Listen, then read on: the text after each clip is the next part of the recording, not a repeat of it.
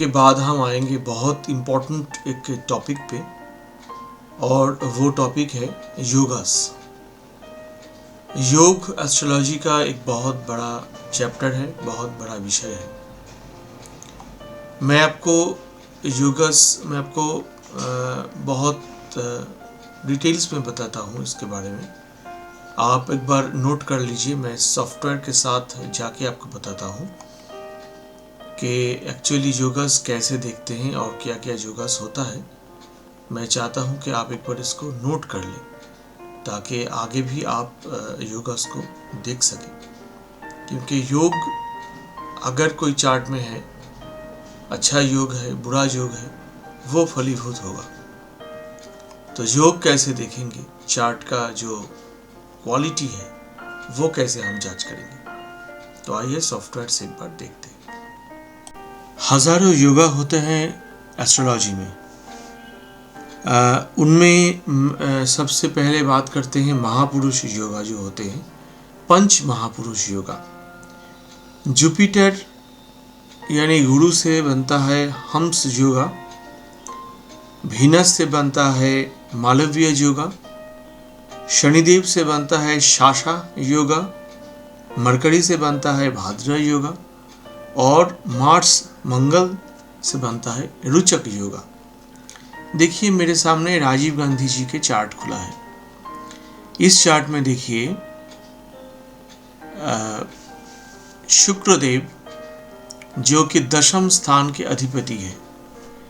हम जानते हैं किसी भी कुंडली का ये जो लगन है, एसेंडेंट लगन 1, 4, 7, 10, ये जो चार जो हाउस होते हैं, घर होते हैं कुंडली का, ये हम बोलते हैं केंद्र के हाउस। और 5 और 9 ये जो हाउस होते हैं, ये है त्रिकोण का हाउस, है ना। तो किसी भी चार्ट में अगर केंद्र में ये जो 5 प्लैनेट के हम बात अभी कर रहे हैं, कौन से प्लैनेट?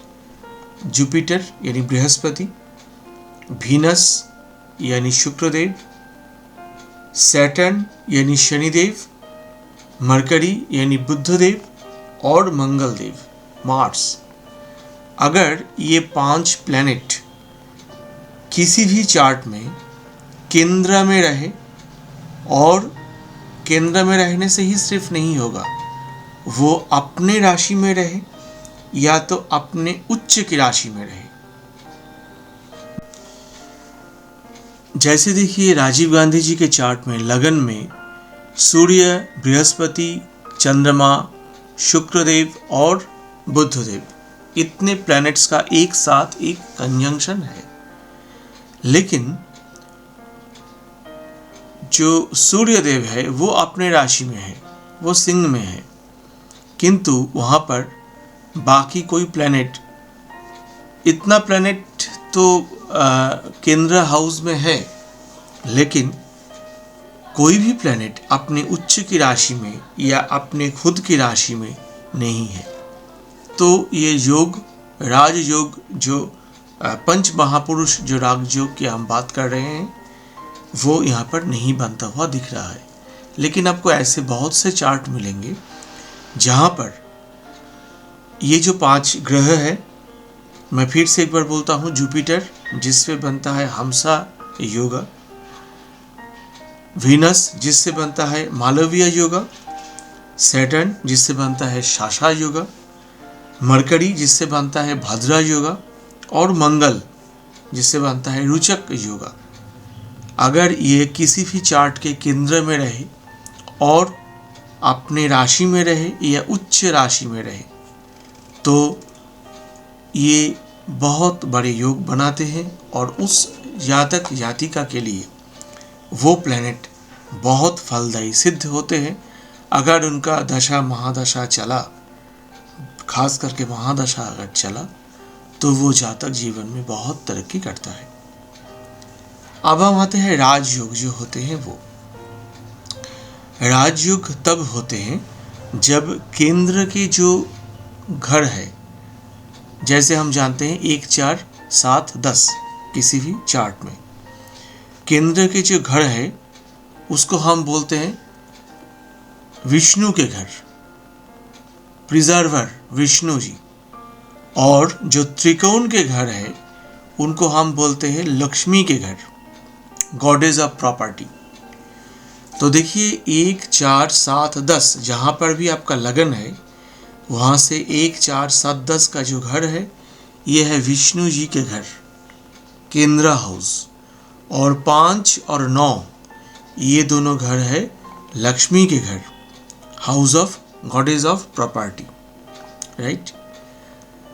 तो अगर किसी भी चार्ट में केंद्र के जो घर है उनके साथ ये त्रिकोण के जो घर है, इनके घर का 5 और 9 का 1 4 7 10 के साथ 5 और 9 का अगर कनेक्शन बना तो हम उसको बोलते हैं राज योगा है।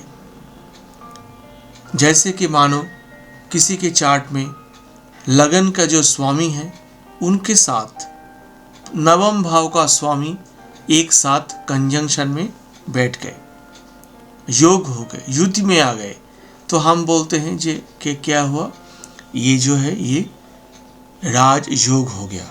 राज योग टोटल 11 टाइप का राज योग बनता है, आप समझ पा रहे हैं, क्योंकि यहाँ पर 4 घर है, यहाँ पर बाहर में 2 लक्ष्मी स्थान है और 4 विष्णु स्थान है।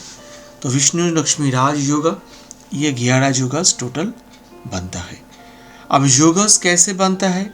एक तो बनता है अगर 2 प्लैनेट एक साथ बैठ जाए, एक तो बनता है अगर ये 2 प्लैनेट एक दूसरे को देख ले, एक तो ऐसे बनता है कि एक दूसरे के घर में आ जाए, और एक ऐसे भी बनता है कि एक दूसरे के घर में हो और दूसरा जो है वो उसको देख रहा हो। मैं आपको एक एग्जाम्पल देता हूँ, मेरे सामने अभी है, देखिए ये इंदिरा गांधी जी का चार्ट है। इसमें देखिए शनिदेव जो है वो कर्क राशि में है और चंद्रमा जो है वो मकर राशि में है। तो जैसे शनिदेव चंद्रमा को देख रहे हैं, चंद्रमा शनिदेव को देख रहे हैं, ऐसे तो ये एक अच्छा युति में ये दोनों प्लैनेट आ गए। अब ये दोनों प्लैनेट एक दूसरे के राशि में हैं, तो राशि भी परिवर्तन कर लिया। हम आगे परिवर्तन योग के बारे में बहुत ही चर्चा करेंगे, लेकिन यहाँ पर ये दोनों जो केंद्र के स्वामी हैं और शनिदेव यहाँ पर केंद्र के स्वामी हैं, विष्णु स्थान के स्वामी हैं, लेकिन ये लक्ष्मी स्थान के स्वामी नहीं है, क्योंकि ये अष्टम भाव का स्वामी है।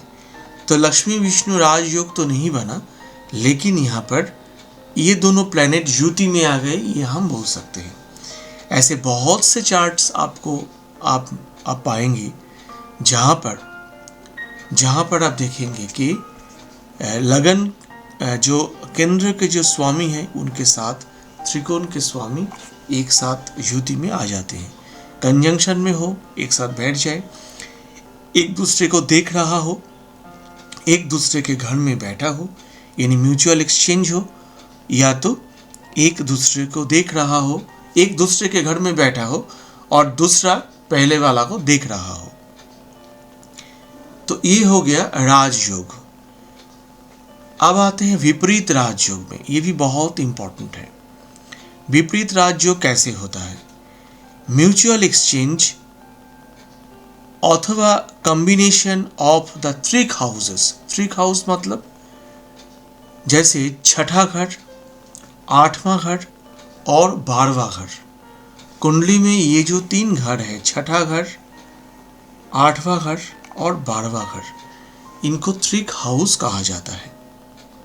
ठीक है, अगर छठे घर का लॉर्ड और अष्टम भाव का लॉर्ड, मैं आपको एक एग्जांपल देता हूं, छठे और अष्टम भाव का लॉर्ड अगर एक दूसरे के स्थान परिवर्तन कर लिए, राशि परिवर्तन कर लिए, मतलब छठे भाव का लॉर्ड जो है वो अष्टम भाव के लॉर्ड के राशि में बैठ गए और अष्टम भाव का जो लॉर्ड है वो छठे भाव का जो लॉर्ड है, स्वामी है, उनके घर में बैठ गए, तो म्यूचुअल एक्सचेंज हो गए। या तो छठे भाव का लॉर्ड अष्टम भाव के या 12वें भाव में बैठ गए, इसमें हर्षा योगा बनता है। या तो अष्टम भाव का लॉर्ड छठे भाव में या 12वें घर में बैठ गए, इनको सरल योग कहते हैं। या तो 12वें घर का लॉर्ड छठे घर में या अष्टम घर में बैठ गए, इनको विमला योग कहते हैं। ये भी विपरीत राजयोग है। विपरीत राजयोग जो होता है वो अच्छा होता है, क्योंकि वो एक दूसरे के घर परिवर्तन करते हैं, छठे, अष्टम और 12वें घर का स्वामी। लेकिन दैन्य योग जो होता है वो होता है कि छठे, 8वें और 12वें घर का स्वामी अगर कुंडली के बाकी किसी भी घर के स्वामी के साथ युति में आ जाते हैं तो उसको दैन्य योग कहा जाता है। दैन्य योग के और भी कुछ क्राइटेरिया है जो हम आगे बात करेंगे। लेकिन विपरीत राजयोग है, ये इंसान को प्रॉस्पेरिटी, नेम, फेम और पैसा, धन देके जाता है।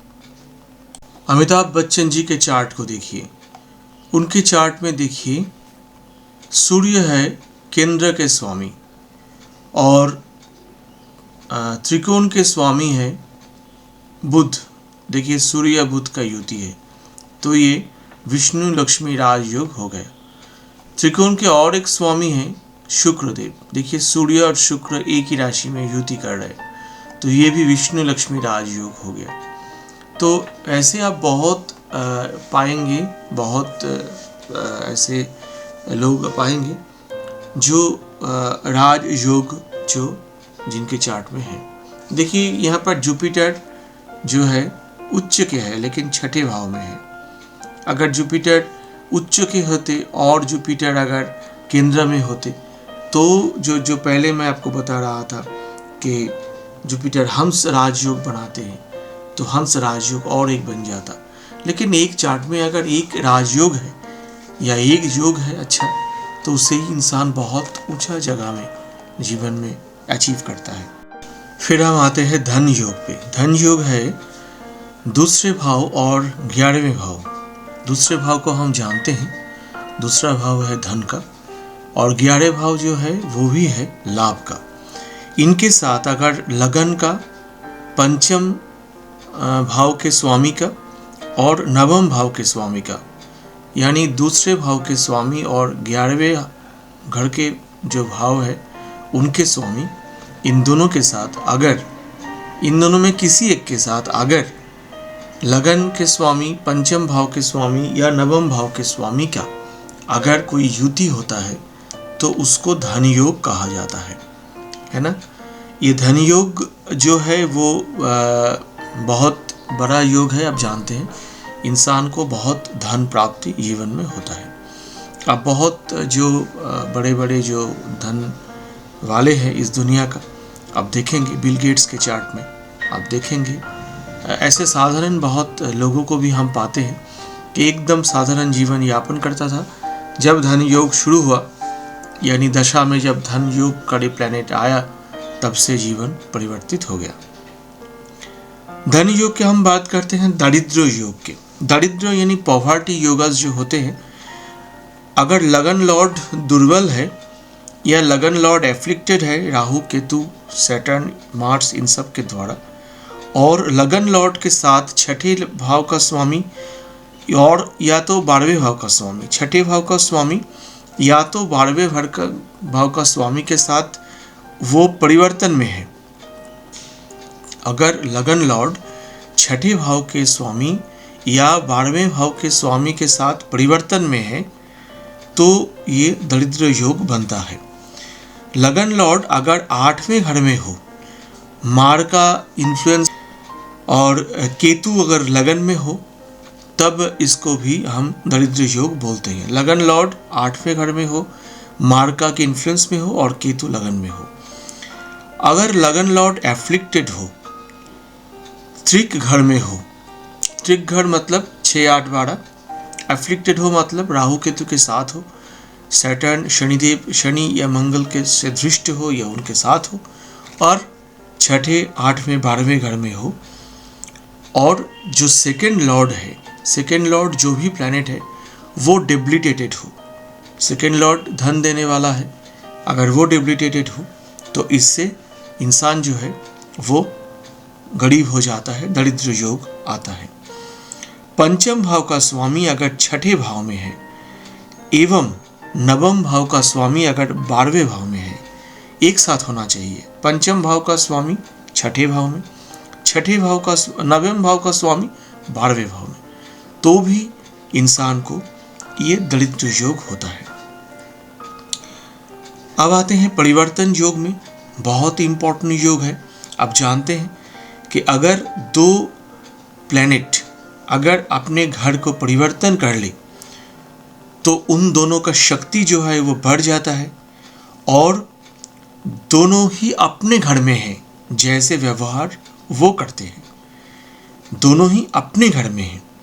इसमें एक महायोगा बनता है। महायोगा मतलब क्या है कि वो अगर दूसरे भाव का स्वामी और 11वें भाव का स्वामी, ठीक है, वो अगर त्रिकोण के या केंद्र के किसी घर के स्वामी के साथ अपना परिवर्तन कर ले तो वो महापरिवर्तन योग है।